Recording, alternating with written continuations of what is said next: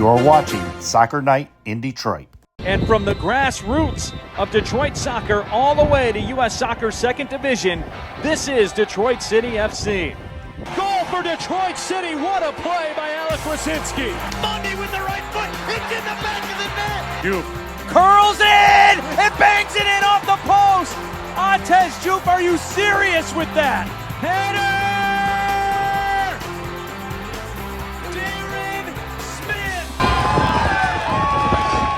Well, we were planning on doing a year-end wrap everything up edition of Soccer Night in Detroit. However, this is probably like the biggest news week in the history of DCFC.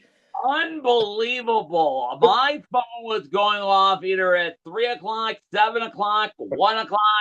What happened to the usual 2-hour time window between 11 a.m. and 1 o'clock when these announcements are made? My phone was going off all week. I think me and you have been in conversation all week long discussing the signings, obviously the contract of the coach, and then all of a sudden, to culminate it all, a little bit of news on the stadium. But oh god. We gotta go in order here. Okay. We have to go in order. Let's start off. I believe it was Tuesday. Yes. The first free agent signing outside of City to come to.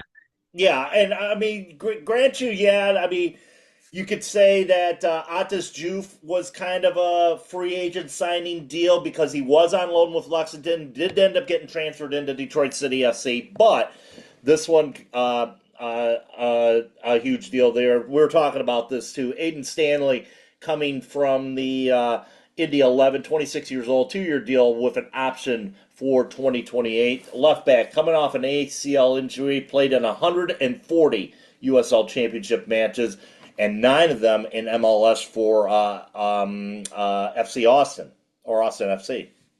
And he had previously played with Miami FC when they were still good. And he had a really great 23. He had about 9 assists in 23, but like I said, only played 8 games after suffering an ACL injury.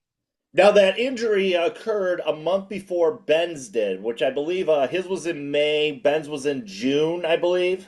Yes. So the time frame of the recovery has him coming back right around February, which is right around the time preseason training begins. So that could be that's a positive there. I mean, you're thinking it's like, oh, great, we got another guy with an injury, ACL, blah, blah, blah, blah, blah, this and that. But the thing is, I mean, he's coming back. He'll be back in time for preseason training and all that. And given the fact that we've lost 2 center backs already in the retirements of Shane Weed and Stephen Carroll. So my question is, and we've noticed that Danny Dicchio has been going with the 3-4-3 as of late, a variation of a 3-4-3. You think that there's going to be 1 center back next year for Detroit City FC? Possibly. I don't know. If he keeps. Are we looking at Devin Amu-Mensah to fill that role? Probably so. He is now the soon to be captain of the team, so that's a good option. I mean, if you're trying to get some depth in the defensive back position, I'm looking at it that Danny wants to stick to this 3-4-3 type deal, or 3-4-2-1 formation type deal, and probably maybe utilize Amu-Mensah as a center back. Because I mean he's been a great wing back, as you know. He was a left wing back for the longest time, with Michael Bryant being on the right side, and then you had the 2 center backs for quite some time until Stephen got injured. They went they wanted to go to a 3-4-3 type deal where you have the single center back, but you constantly want to bring pressure, bring a high press into the deal as well. Very interesting. So we'll see what happens going forward because the coach that's been implementing it got signed the next day or got announced the next day at the owners meeting. Yeah, I did not know that. Wednesday, I was minding my own business, getting some storage boxes to pack up a few of my things just for storage. You know what I mean? And then all of a sudden, Gigio's back. And yes, that was the big clog. When he leaves, like be let go, he's staying for 2 more years plus an option for 28, meaning that he will be, with good luck, manager at the new Alumni File Field. So that was big news. And the reaction to it has been somewhat. Very, very well mixed, I would say, because you got a lot of supporters not too keen on that idea, given what took place last year with the whole Trevor James departure. We'll just say departure. Nobody really knows if he was fired or not. People are saying that he was fired or let go in some way. Um, we're just trying to be like the middle ground here as far as that goes. But um, looking at the move, a lot of people are. And here's the thing, though. And I got talking with producer Jenny from Morning Kick Around, Yeah. and shout out to her. A lot of the base of Detroit City FC, would you say, are they more like want to grasp to the old times of the club? Uh, it's a little different because we're in a higher league, literally. And not only that, considering the last 2 seasons, we had mid-season meltdown where we didn't win a game. Last season was kind of a little bit of work because we were struggling to get points trying to prove our standings. And mind you, that we had some injuries in that. Obviously, the Stephen Carroll deal with his knee, Ben Morris being out for the year with the ACL, injuries to Connor Rutz, Reese Williams. I want to say Pelissi as well, even though Uh-huh. he wasn't used much as often as well. But uh, but needless to say, a lot of it had to do with some injuries and some key players being out of that lineup. I'm gonna make that argument. Uh-huh. And Yeah. the Yeah, fact Diego, 25 wins, 16 times, 22 losses in his 2+ season here. And if he survived the whole season, he will be probably the third straight Centennial. I don't know. Centurion. Yes, coach of DCFC. Remember, they played 30 games and 4 in the Jägermeister Cup. Oh, wait a minute. We can't call it that anymore. That's a little bit tea for later on. Amongst other things that are going on in the USL. But yeah, the thing is though, like I said, my thing is, okay, who are you going to find out there, especially right now when you have an issue in which you don't have a sporting director. Yeah. You don't have a sporting director. David Dwahey, I think, is making a lot of these decisions. If you remember Dave Dwahey, he was our women's coach last year. Yeah, and I was thinking about that too. We don't have a sporting director. Stephen Carroll's not going to join the front office until January. I was suggesting, does he have the voice? But not yet. Is Dwayne doing this before the sporting director And comes? I'm thinking he's making sure that we have all the dominoes in place right now. And he's not taking the sporting director role. Don't give me. No. He's not taking the sporting. He's part of, shall we say, soccer operations and um, youth development as well. So it's pretty much. He's got that role. Meanwhile, though, in terms of the search of the sporting director, he's taken a role in which trying to get these negotiations done, trying to get these players in here, trying to get finalize some stuff so that we are set for the 2026 season. Uh-huh. Yeah, and yeah, you just want to make sure because a lot of players who would have been perfect pick have gone elsewhere, like Tampa Bay and who's More the on oh that later in the grievances. yeah. We'll wait for the grievances. Yeah, I know. But yeah, but hey, they're trying to make their mark, getting to if the best available player is out there. So, Yeah. and by the way, Don Super's still out there. By the way, just want to make that sure. Your thoughts on the DKO move? I think it was okay. I think you need some stability. I know a lot of the fan base, and I know they don't like it, but honestly, we just need that stability. And who knows? It could work, could not work, but they need consistency throughout the season, especially the middle part of the year. Because the last 2 seasons, the middle part of the season has been a tripwire, literally. Given the fact that I can understand and empathize with some of the fan base, or with the fan base and the supporters that don't like this move. Mm-hmm. And the fact is that at this time, who are you going to find out there? Bob Lilly's not coming through the door anytime soon. I'll tell you that right now. No, and Ben Pierman has been re-signed with Charleston Battery after a couple of seasons, although Yeah. they're going to have a little difficulty because some of their best players left for other markets.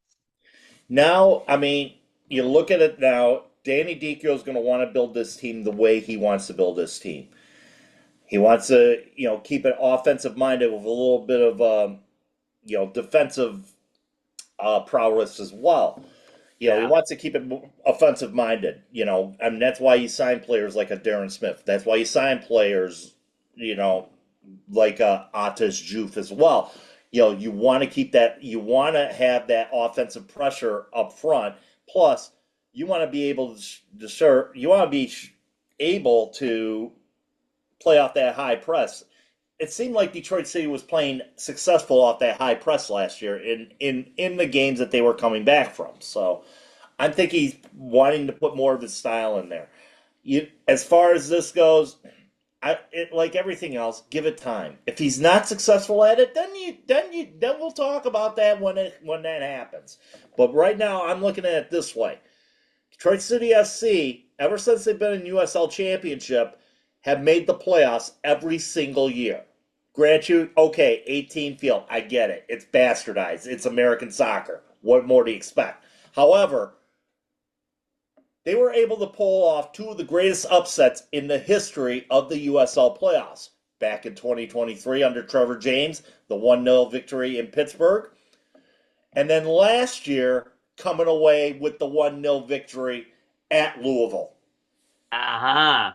Yes, that was something. I'll expand it more when we get to the best of the year. Yes. So, I mean, you're looking at it this way. Detroit City can win games in the playoffs. The last two times we've been knocked out of the playoffs have been via the penalty kick shootout. Mm-hmm. So maybe that's something they can work on in the offseason, penalty kick taking. But other than that, I think, you got to have some system, and I agree with you. You got to have some stability in here. And, you can't be, like I said, Detroit City has been in the playoffs the last 4 years. Uh-huh. I don't care if it's a bastardized system or not. You're playing for a trophy. Yes. All 25. And it's not like you're, and it's not, and the teams that aren't playing for a trophy are changing coaches. You're right. And there have been a lot of coaches, literally. Changing. Yeah, exactly. So it's not us. It's just the 24 other teams that are going to be battling out for a trophy who could knock Pittsburgh off their perch. Yeah, there is now 25 teams. We'll mention that when we talk about the schedule. Yeah, exactly. But anyway, let's go back to some more signings. We welcome somebody back home. A West Bloomfield native named Alec Deleu. He's going to wear jersey number 15, a native of West Bloomfield, Michigan. A one-year contract with the option in 2027, and was a big clause in FC Tulsa last year. He even scored the assist on the third goal in the Western Conference Finals that put them in the finals. 62 games for Tulsa, had 4 goals, six assists. He had 4 assists in 2025 in all competitions. I think it's a good signing, maybe. Who knows? But Familiarity here. He played in Gold. He played with Gold Star prior to yes, going to. Remember Gold Star? I remember when we were in the end. Well, yeah, because we had to face them in the U.S. And he Open. did play in that match. Play that now along with Roddy Green Jr. Shout out to Roddy Green Sr. Yeah, hope you're doing well, my friend. But Me too. yeah, he's another right wing. He's a right winger who could add add a little bit of depth, and of course, as you want to have somebody that could help facilitate the ball. He could also play at on the left side, and attack. And he's attacking midfield. Caveat to this: kid's only 25 years old. Yeah, he's a young kid. Where Aiden Stanley is also 26 years old. So Yeah, you're looking at some of the youth going in here, which is a good thing for Detroit City because that's a good thing for it. Yeah, because you will be served, and who knows, they could break out this season. Who knows? yeah. Also on the same day, Rio Hope Gunn, who previously had his wares purchased by New York City FC, played 13 matches for Rhode Island while being on loan. Played some college ball at Georgetown University as well. And he comes in with a year with an option. Another right back for Detroit City. So he signed on a 1-year deal with an option for 27 as well. Young kid. Play I showed you. I mean, great play. Good ball sense. Good ball sense. Yeah. And hey, to be and helping Koki Vegas out, from one of his mistakes. So should be a good addition, I think. Yes. And then Friday. Well, and let me tell you, I was minding my own business, and I say, Steve, 1 o'clock. And I said, there may be a new signing until, and you saw that in our poster trailer, Detroit City aired a 5-second, little distorted video with some Neil roll call and said, I wonder who would that be? And then a Facebooker, I believe he's also, somebody kind of, dragged it down a little bit, but you and I have been talking about this for like the last couple weeks. I know, and it's been a huge because of the fact that I don't think he was happy being at Rhode Island. I don't think he was really happy there. Yeah, and then 1 o'clock came. Guess what? Maxi back! Maxi Rodriguez coming back to Detroit City FC. 35 career goals for the Rouge and Gold. Returning on a 2-year deal. Played here from 2021 to 2024. Was the Black Arrow Award winner in 2024. Last year he had 7 goals and 4 assists for Rhode Island FC, including a penalty kick against us at Centerville Bank Stadium. Yeah, the infamous handball penalty kick in the box goal. He came in the sub, and we were shouting, wait a minute, his first action is a penalty kick? Just remember, at the time we said that is in the law of soccer. If they could, including players, and also remember in the laws of soccer. Yes, laws of soccer. In the laws of soccer, the unwritten laws of soccer. I know, mocked when you return home, which he was in a big way. So this was like paybacks for what happened. Literally. Yeah, for what happened. I remember the game because we were at the game, and Maxie was bugged for, especially the result of being in last place in fantasy football. Remember, don't regret your bet, for guys say fantasy. Yeah. We're not going to mention the tattoo, okay? But this is what Maxie said here. It wasn't long ago I said my goodbyes to the city of Detroit and to the DCFC community.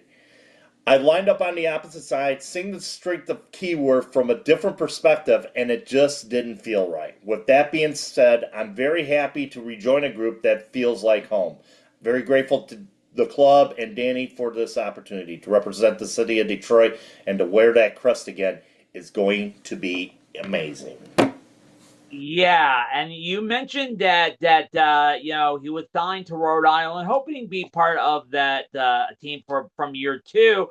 But yeah, he did start, but it wasn't producing any results. He did score 7 goals, and most of the goals came as a substitute. And a So couple, yeah, and a lot of them, he had a few, I think 2 goals in cup competitions or 3 goals in cup competitions as well. So he had 4 on the regular season for Rhode Island FC. and now the adopted son here from San Antonio, Texas, comes home to reclaim his part to celebrate the last season of Keyworth Stadium as probably a great forward, proven scorer. Dare I say, goal-breaking watch? As I mentioned, 35 career goals for Detroit City FC. Yeah, yep, Was it 9 away from Jean-Claude Lawson's total? you're right. 43 goals by the legendary Sean Claude Lawson. Remember, the majority of his goals came from when he played on the NPSL side. Became a city legend. Beloved. Same thing with Maxi Rodriguez. Can you say goal-breaking watch for next season at the farewell at Keyworth Stadium? Because, hey, he's 9 away. He scored 7 last year. I don't think Danny Dicchio signs him without the intention of having him start. Mm-hmm. I don't think that I think he's gonna be a big part of this lineup, and I think he was a big missing piece of this lineup. When you talk about what that struggle that we had in the midseason, a lot of it had to do with the fact that our midfielders weren't feeding the ball up front or Yeah. contributing in some way. It wasn't until Kobe Hernandez Foster came in as a we got that deal done, that he ended up, that the offense started to click again. Uh-huh. And then you've noticed that when they pulled Kobe out of the lineup, it kind of, Fell fizzled flat. out again. Fell flat, literally. Yeah. And it's just that, I mean, like I said, having the possibility, and they haven't signed, I mean, he's still pending. Unsigned. He's still pending, Okay. according to John Morrissey's chart. He's still pending. Having the possibility of Kobe Hernandez Foster and Maxi Rodriguez in the middle, that could pay off some huge dividends for Detroit City's forwards. Oh, yeah. Oh, yeah. Now, here's an interesting question. The forward room has been crowded now, literally. Offa Jude, 7 goals last year. Darren Smith, 10 goals last year. Ben Morris, we didn't see him because he had that knee injury. Maxi returned. Who will start? Who will lose minutes? Maxi's going to be a midfielder regardless. Okay. Yeah, Maxi's going to be in the midfield regardless. It's just the fact that now you're going to start offense. You're going to get a better offensive attack than what we have seen over the last year. I know. I think the confidence will come back when he comes back. I'm thinking of that. But then again, there's the other caveat here. Maxi's 30 years old. Yeah. So he's not no spring chicken. We know this. And a lot of people could say his stats have been declining. This is true. So I'm thinking to myself, we haven't heard the last of what's going on with Kobe Hernandez Foster. We hope to hear something, maybe next week, maybe into the new year or whatnot, of having him, being back in the fold as well. Uh-huh. That would be huge. Because, like I said, you get those two in the middle. Oh, baby. Oh, baby. Oh, baby. Yeah. You get, 2 aggressive forwards or aggressive midfielders, plus you have the ability to get to the forwards. This could be something. And you did not mention Jasiel Cedeno too. It might up his play a little bit more as well when you think about it. That is going to be an interesting lineup if all the cards fall into place. We'll see. Absolutely. I Absolutely. know. Big Speaking news. of which, on the same day, we'd be yelled Maxi back. Finally, for the first time after it was announced in May of 2024. And every time we've been asking the question, is it still up? Is it still up? Guess what? If you watch any local media on social media and all that, it finally happened. The first crunch. Yes, the first crunch indeed. And as demolition has begun at the former Southwest Detroit Hospital on the corner of Michigan and 20th to make way for the new Alumnify Field. And many dignitaries were there yesterday, including Sean Mann and Yes. Mike Duggan. Yes, that was kind of weird to see because, as you probably know, his brother owned the. Do he still own the Flint Bucks? Yes, he does. Yeah, and remember, I remember following the team for following soccer for a long time. I think it was nearly 20 years ago during the World Cup. I think was in Brazil or something like that. He tried to build a 10,000 seat arena for USL Pro. That was the previous name of the USL Championship. And that didn't come to fruition. And all of a sudden, we showed up and then we bought in for the last 14 years. And that was kind of weird seeing Mike Duggan wearing the parka. Remember, it was cold and chilly and a little bit snowy. Just a little bit yesterday, but we have remarks from both Sean Mann and Mike Duggan as well. Okay. This is a big day for our club, and this is a big day on a personal level as one of the founders of this organization that's been on a pretty wild ride for the last 14 years. We love celebrating milestones, and the milestone here today is that we are commencing demolition properly of the old Southwest Detroit Hospital after months of remediation, water removal, and abatement on the interior. We are going to start commencing taking down the structure. And so very excited for that. DCFC started 14 years ago by a group of guys who live in Courttown and Hubbard Farms. And it's a journey that many people have been a part of and helped us get to here to this day. And this is one step towards us building a forever home for soccer here in Southwest Detroit and in the city proper. And it's a major milestone for this club.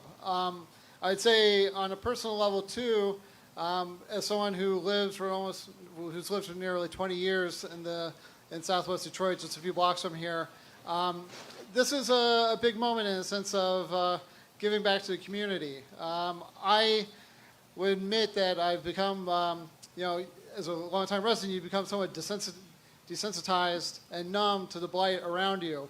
And it wasn't until word got out that we acquired this hospital that I appreciated the impact that having this hovering in our neighborhood has meant to people. And it is rare that I go to Honeybee or Valhiense and someone doesn't come up to me, when are you knocking down the damn hospital, right? And I'm glad to say that day is today. But also, over the years since the word got out about this, we've had people coming up to me and others in the organization and reflecting on the hospital itself, its origin. It's been a place that had very interesting origin story that means a lot in this community, but also it's been a place where people were born, where people had their tonsils been taken out. I've had many people tell me they had their tonsils taken out here. It's where people lost loved ones, right?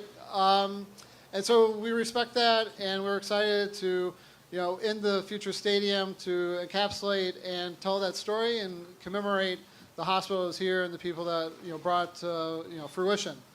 But now we're at a point where we're excited to move forward and start on the process of building a forever home for soccer here in Detroit. So we have had buildings that have defined our image nationally, and my team has been on a mission to get those buildings down. There were two left before we ended. One is the Mammoth Building on Grand Rapids, the last of which will be removed tomorrow. But the other is Southwest Hospital, which was abandoned nearly 20 years ago. I don't know how much money we've collected in fines when the previous owner couldn't get the graffiti off the top of the building. And because of its proximity on the freeway, this building gave a lot of people an image of the city of Detroit. And when you couple that with what Sean Mann and the team have done, and unless you are a serious soccer person, it is hard to understand the magnitude of what they did. Starting an amateur NPSL team playing on a high school field in 2012, where there's lots of amateur teams around. And they have built a brand and a product that kept growing and growing. They have now gone to USL, now they're professional soccer, one level below Major League Soccer. They've continued to attract an enormous following. And this city is building itself around entertainment and sports. We are the only team in America with 4 professional sports teams downtown. We just added a 5th with the WNBA franchise. Now on Michigan Avenue, we're going to have professional soccer being played here, men's soccer, and I suspect before Sean has the stadium built, we will have a professional women's team here as well. But this is the thing. I sat with Sean in his living room just a mile or so from here 5 years ago. He's talking to me about going professional, which was remarkable. $200 million stadium project, 15,000 seats. And because he comes from the neighborhood, he's building 76 units of affordable housing to make sure people from the neighborhood can be here. That's what happens when somebody from Detroit makes it big and invests back in Detroit. And so I have been a Sean Mann fan, and for him and the entire team, I want to say thank you to the community benefits team that is here. They went through a community benefits process that was formally and unanimously approved by City Council. And not to put any pressure on Sean, but FC Nashville and FC Cincinnati went from USL to Major League Soccer and are doing very well. And I wouldn't be the least bit surprised if we're here one day and these guys achieve the impossible. But I have to say right now, to replace an abandoned building with a center for sports and entertainment on this stretch of Michigan Avenue is a great step forward to the city of Detroit. And I just wanted to be here to say congratulations and go DCFC. All right. What did you think about Duggan? I mean, can they let go of the fact that, do they even know what's going on in the USL right now? Well, let me tell you, Mike Duggan was there as the dignitary as well as the city council representative for that area, Southwest Detroit, and a couple of business leaders like that. But yeah, I find it kind of weird that he mentioned FC Cincinnati and Nashville SC, 2 teams that started out in USL, literally, and now they're in MLS, which is kind of, I don't want to say a little slide remark or something like that. Does he know that, yes, we are a league, USL? Kind of a little weird that he's trying to put a little, I don't want to say a voodoo hex on it, maybe. Yeah, it's some type of indie voodoo hex? Probably so, because remember a couple of weeks ago, the Vancouver Whitecaps, who made the MLS finals, remember they were stuck into a sticky stadium situation at BC Place, you know what I mean? And before they announced their memorandum understanding with Vancouver FC to build a park in I can't remember the name, MacArthur Park. Oh, yeah, MacArthur, former racetrack. They listed FC Edmonton, which was home of the NASL version 0.2, and the usual suspects: Sacramento, Las Vegas, Indy, Detroit City. All those teams have USL cities. All of them. Yeah, exactly. And the thing is here, I mean, and looking at it, obviously we know about Division 1. That's coming in 27, or that's coming in 2028 from what we are gathering here. Okay. Obviously the logistics and everything's got to fall into place. We delved into that a little bit last week in the interview I had with Connor Tobin. But the thing is, though, I mean, you're looking at it now. It's like, okay, USL's trying to make their own play to go pro rel and all that fun, pro rel Division One, all that fun stuff.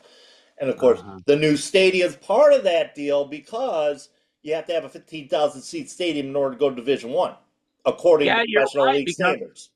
yes, and I said that because, like I said, Keyword can't cut it anymore. It's just a high school stadium, perfect for USL championship. But with a lot of other teams building new stadiums on their own, Pittsburgh is going to expand Highmark Stadium, 15,000. A lot of other teams are. Miami may be building a Homestead. You have to keep up with the Joneses, man. Yep. And as far as we know, USL is pretty much a whole real estate operation. Not really a league when you think about it. I mean, there's no board of governors like there is in the in MLS. Yeah. Not a single entity. The clubs can do whatever the heck whatever they want. However, that's the reason why Lou City is always winning. Literally. Yeah. And also too, and the fact is, and we delved on this last week when we did the interview. USL is a separate entity from the club, so they're the ones that are like, how do I say, a sanctioning body, more or less, sanctioning body, yeah. real estate operation. You could say that. Yeah, I mean, because they're not setting the rules as far as, okay, you have to pay this player you have to pay this player a minimum salary, you have to provide this player health care, you have to provide them a housing stipend. They don't set those rules up like that. It's up to the clubs to set those rules like that. And USL, there's it's like, oh, okay, oh, you're building, saying, oh, that's great. Oh, you're doing this. Oh, that's great. They're just, they're not setting the standard. That's the problem here.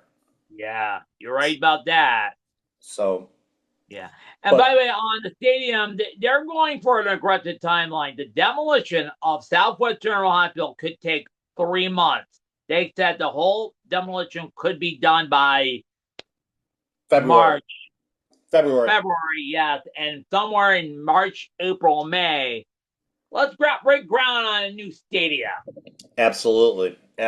So, will it be ready? There's some skepticism out there where we played our first game in March of 2027. Well, yeah, because I remember one of the Northern Guard supporters who made all the banners and T-posts that kind of skeptical. But remember, Center Bank Stadium in Rhode Island didn't start the play at home until May of this year because of funding delays and all that. So it's not spring chicken, literally. Yeah, exactly. We shall see how this develops, but a big important step was made Friday at the corner of Michigan and 20th. Big important step. Hallelujah, man. Hallelujah. Yes. So, and I will be keeping tabs on it because I travel by bus. I'll be taking pictures. I took a picture. I'm going to show you. This is one of the last look of the building as a whole after 20 years being abandoned. And incidentally, one of my friends on Facebook said that it was probably the most ugliest looking building because of scrappers, because of graffiti artists, because of this, because of that. And it's coming down. Yes. I'm all for it. So now it's time. We've come to the time of our program. As you can see, the Festivus pole right behind me. Oh, my. We have both had our meatloaf dinners. It is time to air some grievances. Yeah. What we have seen throughout the soccer world as of late and as of the past year. So, yeah. I didn't bring my festive pole. I got a nice background of the Christmas tree lying in downtown a few weeks ago. So, needless to say, I'm going to air the first one. And okay. Let me preface this with this disclaimer. Okay. I've got a lot of problems with you people, and you're going to hear about it. First off, U.S. FIFA. Okay. First off, FIFA. Dynamic pricing for the World Cup is outrageous. But now, here's what you're going to do next. Okay? For like a small percentage, you're offering $60 tickets. When you're charging another, I don't know, $1,980 more for other seats? This is going to be the most expensive World Cup in the history of the competition. And I want, and it's being gatekept by who can afford it and who cannot afford it. So, I mean, what are you limiting yourself? 400 seats per stadium that you're offering $60 a ticket? I mean, that doesn't make sense at all. No. And it's really all about the money. It's always been, and it's been about the money ever since Infantino has taken over in charge of, FIFA. It's always been about the money. Yeah, I agree. And I was thinking about that because I'll admit it, because I've been following the scene. I've been a music fan, sports fan, all that. Remember the first word Diane bragging was that the Detroit Tiger season. They said they will charge it, but then we'll let Diamond party. And here it is. Let me explain it how Diamond party. When a place got hot, let's say opening day, your normal $40 ticket for the upper, it comes $90 and something like that. It have gotten out of freaking control. Not only that, a lot of you can't go to a Lions game because they're like about $1,000 for a regular season game or worse. I've been to 2 Lions games. Thankful for going to both of those Lions games. My friend works at an office, and they offered her tickets, and I've been thankful. Granted, they're preseason games, but still, I've been able to go to a game. Yeah, I went to one preseason game. That's against the New York Pats, New England Patriots, when Tom Brady was still playing. I saw Joe Bell, former Lions running back and Wayne State legend, by the way. And I was lucky, but to pay for, we saw this a lot with Taylor Swift. Remember Taylor Swift? Your usually $75 ticket became. Rest in peace to the Kansas City Chiefs, by the way. Oh, thank you very much. Let's get back on subject. Yeah, a $75 ticket now was $1,050 with a ridiculous name your price surcharge fee, which was too expensive for God's sake. A lot of people who were fortunate to see it, and a lot of bots are controlling up and driving up the ticket prices. And oh my God! And the World Cup, which official ticket site is Ticketmaster, and you can't, that's the reason why I go to game, because I want to sit in a portable seat. It doesn't break the bank. I remember a couple seasons ago, I paid $65 for a Red Wing ticket with a promotion, like free bobbleheads like that. And I'm saying, oh my God. And it's just a regret thing. It's just like, holy shit. But yeah, this is going to be a ridiculous. And here's the big question. Will we see MTC as a sign? Nobody's going to sit there. Unless you grab a couple of sponsors, something like that, Oh my God! I hope we don't face that when the new stadium opens up. Personally, I hope not. And it's just pricing the fan out of football. Football is supposed to be about the people. It's supposed to be the people's game. Yeah, and like I said, if there was no us, there would be no team or no band or no whatever. Exactly. So, what's your first grievance? Well, I was mentioning about dynamic pricing, part of that, because I was surprised you. But I have a grievance from back in, April or May, as our USL women's team played in the championship weekend. A great weekend, by the way. We didn't beat the Chihuahua Savage, which they won the title when they blew us out, literally and figuratively. But I have to quote, I'll mention this. The first time I heard the term golazo, the CBS Sports Golazo channel. And I had to ask all of you saying, what is a golazo? And he said, it's a long banger, a long hard shot that clear everybody, hit the back of the net. Sometimes it's a long shot outside the box. Okay, that's a good term. You know what I mean? But when I was watching the championship game, the Iowa Demon Hawk announcers called both semifinals and the finals overused. It looked every goal was a golazo. And it was annoying the shit out of me. It's just, honestly, it's a goal. It's a nice goal. It's something, but not every goal is a golazo. Not every goal is a golazo. Oh my God. Especially in the indoor game.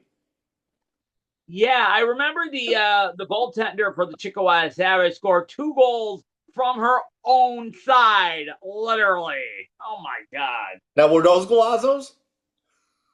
You could say that, yes, in the term of golazo, but not every goal close by is a golazo. And it was sort of I like, don't think. just, As I mentioned, I don't think there's the term golazo in indoor soccer. no, mostly outdoor soccer. Exactly.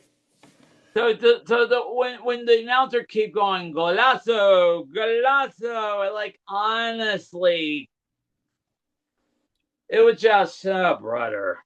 No one would equate that. There's a commercial I hear on Sirius XM All right, about a Visa card or whatever it is, and okay, I swear to God, the broadcasting group. You might as well say they were Michigan. That was the Michigan Stars broadcasting group, and you think you have Elizabeth Yunkai doing the color commentary.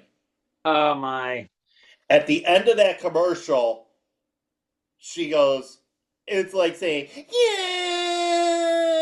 And I'm like, oh my God, embarrassing. The guy says impressive at the end of the ad. And I have to turn the damn ad down because it's so annoying.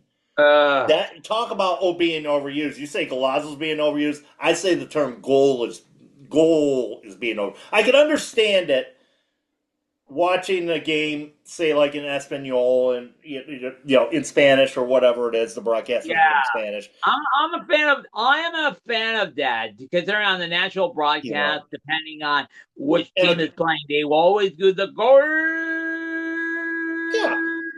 Yeah, but now that I'm There's starting to nothing wrong become with more of a that. soccer purist and embrace watching the English game and the Scottish game. Speaking of which, that'll be my next grievance. I've gotten used to the fact that I embrace like Aguero is one of my favorites, and that was from when Sergio when Martin Tyler described the goal that won the Premier League back in 2012 for Manchester City. I've been wanting to get Ian Dark's call because I think Ian Dark was on that call that day as well for ESPN. And as I was watching the ESPN feed of that match, and then another great call was Peter Drury. He also called that game as well. So I'm more adapt to the call. Like Go USA. That's one of my favorite calls. From Ian Dark.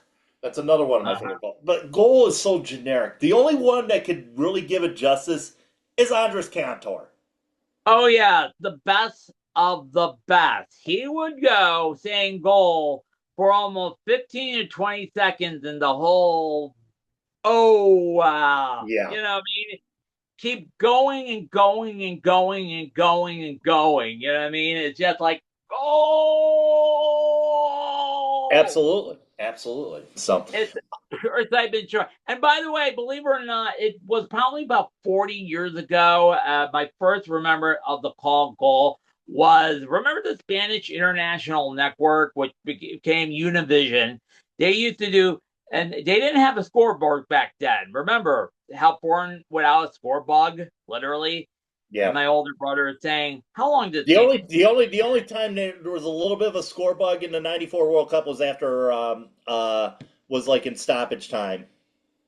I see, yes. And What do like you I think said, about it? by the way, I saw a video. Soccer was the first, before Fox, put a scorebook, said, okay, we're going to sell advertising on the scorebook because can you imagine? Actually, a couple of weeks ago, I was watching the old NASL version 1.0 file featuring the Tulsa Roughnecks, considering the Tulsa FC Tulsa was in it, and they almost scored a goal during the commercial break. It would be criminal now to do that. You know what they're doing? You know what they're doing nowadays? They're doing the eye on the action, eye on the ad type of deal. There's going to be a lot of that as well. Just Second grievance. Second grievance. Okay. Back to FIFA. Okay. Okay, I can understand this. They're going to have now 4 quarters in a game. Mainly, they're mandating hydration breaks for all the World Cup matches, even the ones that are going to be indoors, like at Mercedes-Benz Stadium, BC Place, what have you, or SoFi as well. They're going to have mandatory hydration breaks. Mandatory 3-minute break. The 3 minutes are going to be added on to the stoppage time. Oh my! Yeah, they're going to have mandatory hydration breaks. Now I could see it if it was, say, like the game was down in, because I mean, say like a game was in Kansas City, for example, at Arrowhead.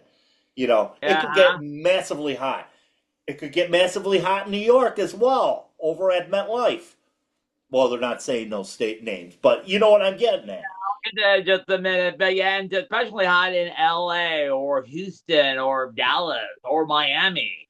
And you know what the other thing is about this? It's an opportunity to sell commercials. Oh yeah, what else? What else? Because like I said, they used to run commercials years ago. I remember watching World Cup '86 on the CBC. They had to step away for about a minute or two then to sell commercials and come back. But here's another question, and I've been always thought about that. What if there was a goal during that 90-second break for Canadian Tire or Tim Hortons or Labatt during the World Cup I was watching? And it said, well, they were going. We didn't see it. And at the beginning of it, we want to see it. It's not fun, literally. And now... And grant you, CBC was getting the international feed from FIFA. Yeah, you're right. And because the Canadian team was in it for the first time ever, they only recorded one shot. They lost all 3 of their matches. So, yeah, the ridiculousness and the massive selling of the sport, or the massive, shall we say, I don't know how do you want to say it. The exploitation of the sport is in a continuous occurrence. You're right, and it's getting more gross all the time. And we mentioned that the FIFA is occurring it to a lot of questionable Russia, Putin, Qatar, oil money. This U.S. World Cup with President Taco McCuckle, whatever. You know what I mean? It's like FIFA's trying to make the game a joke, and it's a sad thing. That's terrible. And I'm sorry. You're supposed to be You're supposed to be the governing body, not a freaking circus sideshow. Yeah, and that's another one of my also grievances is because thinking of what happened a couple of weeks ago when we didn't get the World Cup draw until 90 minutes in. Oh yeah, there was the assigned draw for USA, Canada, and Mexico. It's just everybody want to watch where we're going to be playing, and you mentioned about the exploitation. Soccer is still being played on mini soccer fields and all that, and all the kids want to learn how to play a soccer, be on a team, help your teammates and all that. But that's been thrown away because of money and create favorites and charging teams. It's just like, and then the whole World Cup draw just recently, we were literally laughed at outside the USA, literally, and freaking figuratively, with a president who I don't know if he's still awake and got a ridiculous participation prize. And not only that, afterwards, and then you have, this is another stuff. After when they released where all the teams are played, the teams in time, Alexi Lawless, yes, our common enemy who used to play the game at Cranbrook, who used to play the game for the Team USA back in 1994, he just said that our president, Mikako whatever, is my honestly, Alexis, honestly, Alexis, do you know he doesn't care about it? Maybe he'll just pretend to, whoa, it's me, I'm here, I'm the star. Alexi, get your head out of your, you know what? Just come on. Oh my. Sadly, we have to limit the grievances to 2 apiece because of time constraint and all that. Of course, everything that's been going on this week for Detroit City FC has been, like I said, taking care of the news there. But one more thing is I'm going to do a tail end one. Get it together, Celtic. Figure things out. Let's get back into this race. I know they have lost 3 in a row, especially 4 in a against row. that team. You say 4 in a row. 4 in a row. Yeah. Let's get back By into the way, this race. before we go to our favorite of the year, I forgot to mention the schedule. You know what I mean? Yeah. Another thing. Okay. Another tail end grievance. Why in the hell are we playing Lou City 4 times? Good question. Why in the hell we're playing Lou City 4 times? I was looking at the conference schedule. West. We're playing West same 5 times. You couldn't schedule another Western Conference team at the end of the season, and now we're back in the whole 2 tough team. Tampa Bay was now fully loaded, and Lou City, like, what the? Yeah, exactly. We're going to touch on that when we come back on the third. Let's touch. Let's touch on the schedule when we come back on the third. Much time of the airing of the grievances and all that, Right. But let's go to our faves of the year. Top 5 favorite moments of Detroit City. Why is it a top 5? Because it's half as boring as a top 10. Anyway, Steve, we'll get you. Let's get you going as far as the top 5 is concerned. What are your top 5 favorite moments of Detroit City this year? My top 5 favorite moment of Detroit City. Number 5, the gift that keep on giving, and also proving the first indoor game a great scorer, Hannah Crum. Oh yeah, she's just a joy to be Friend with. of the show. But also, she's a good scorer. She won the Black Arrow last year, and now she's picking up where her left off. Hoping training for the outdoor season, and let me tell you, Hannah Crum is fun to be around. She always take over our intros of the interviews. Usually say, "Hey, it's Hannah Crum. How are you? Great game." And now she's a comedian. she's great. She is great. Okay, what's your number 4? My number 4 was the Afa Dube, the emergent of Afa Dube, as one of proven. He was signed as a loanee at Lexington City, and he had a great year, 7 goals this year. And we signed him for 2027 and what option 26 what option 27, or is it? Oh shoot, is it 2 years or 2 years, right? Yeah, 2 years plus an option would make him until 28. He's going to be maybe through 28. Yes, and he's going to be a great addition. Also, I called it back when he was signed, freezing his resume. Dude, he was going to be good, and he's now good. If you say his name and he may appear on the score sheet, Darren Smith, let me tell you, his early start of the season was great. Although he had a slump, but then picked it back up. He had 10 goals all season. And we will say his name, hopefully. Yes, remember, we will say his name, although a lot of people will avoid saying his name. If you notice, the WWF is now since he's part of the main lineup, they're now avoiding saying his name because he's going to appear. And then who else you got? Who else you got for the last 2? The last 2, I was there when they named it, the naming of the stadium on Michigan 20th Street. You know what I mean? I was there. It was a great joyous occasion. It was supposed to go off half hour early, but we had storms in the area, and we were waiting until the Detroit News broke it is Alumni Field. All right, technical issue. That's the reason. That was a really great naming change, and everybody's saying that 2 years ago, we never heard of Alumni Field Stadium. Well, when they announced the kid team, alumni feel was on the kit, and now they're going to be on the name. They went from nobody knows us to we're going to be advertising on this new soccer field. How could that happen? How could that happen? And number one, The upset of in USL playoff history as far as point differential, we finally win in Lou City in the most important part, playoffs. Playoffs, yes. Thanks to Devin Ambumeta scoring early in the first period and holding on for dear life. We pulled off the unbelievable upset, and not only that, that was our first victory in Lou City after going 0-5 for the last 5 teams, including one playoff game. So that was something. Hopefully, that will bring momentum next season. So that's my top 5 of 2025. So, Madcap, what is your top 5 for 2025? kind of thinking this on the fly here for the most part, but number 5, I'm going to have to say the bus trip. I mean, it was fun going to Chicago.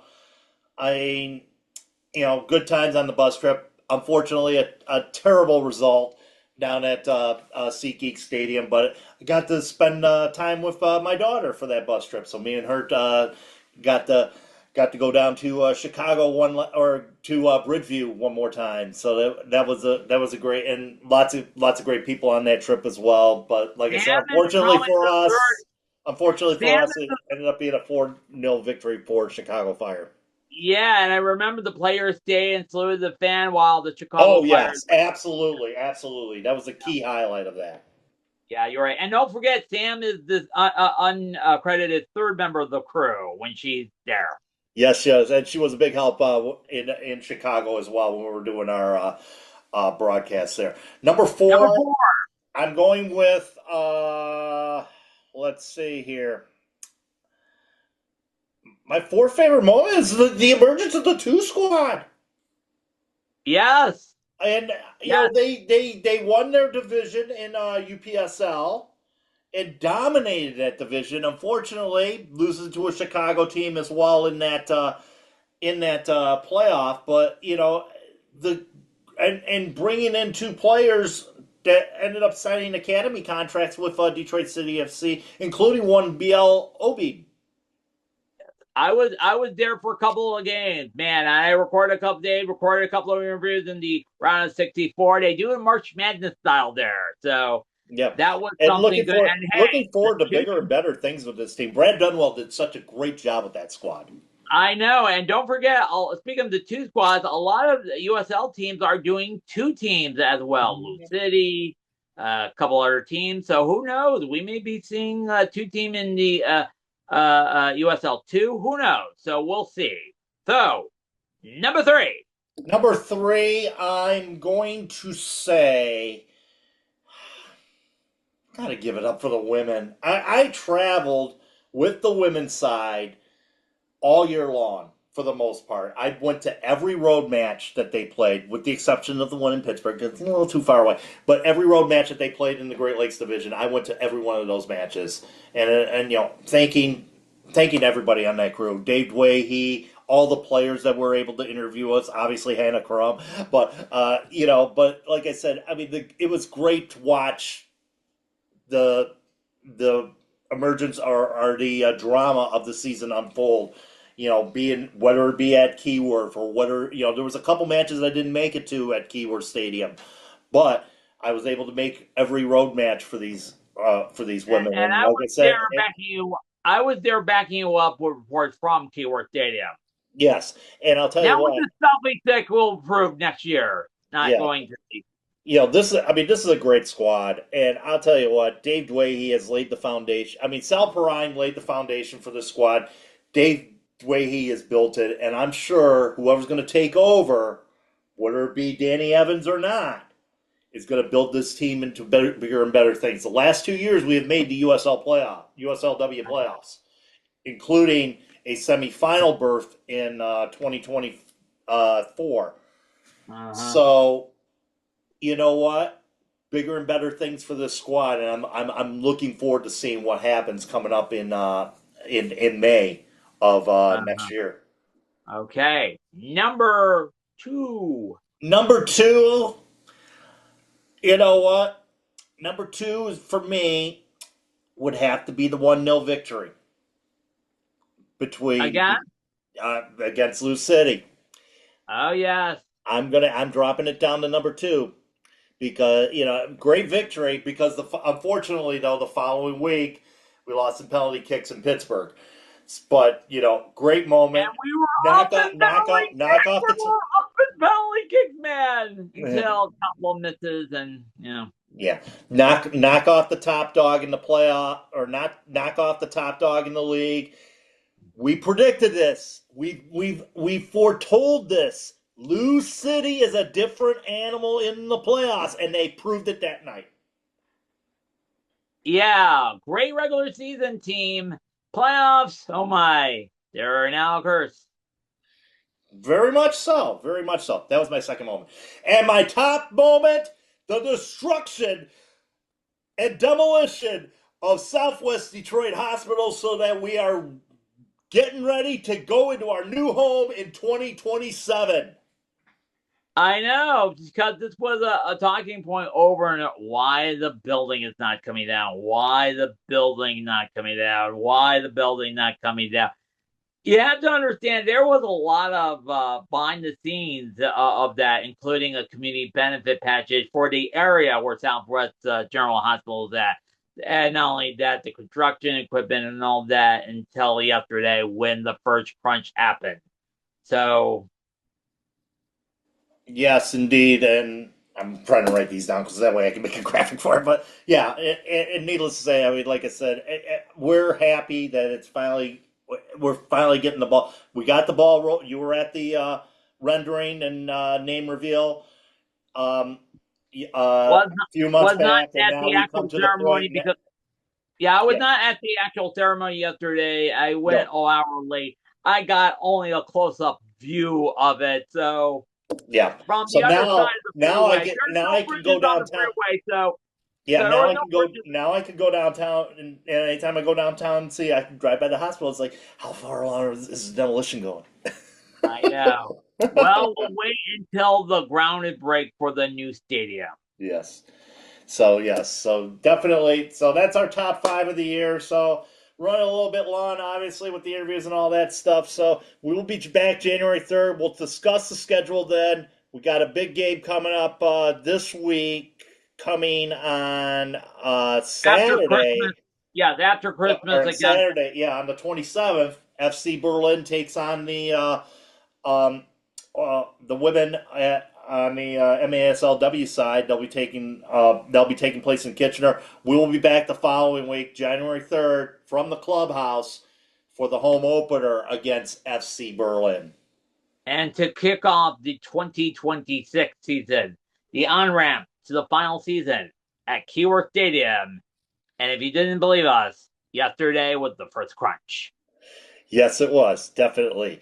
So, but for everyone involved with Soccer Night in Detroit, a big which is basically 2 of us right now, and Yeah. Sam. Big thanks to Sam as well. Thank you for everybody that has joined us throughout the year. As far as giving interviews and whatnot. Big thanks that goes out to the folks at Detroit City FC.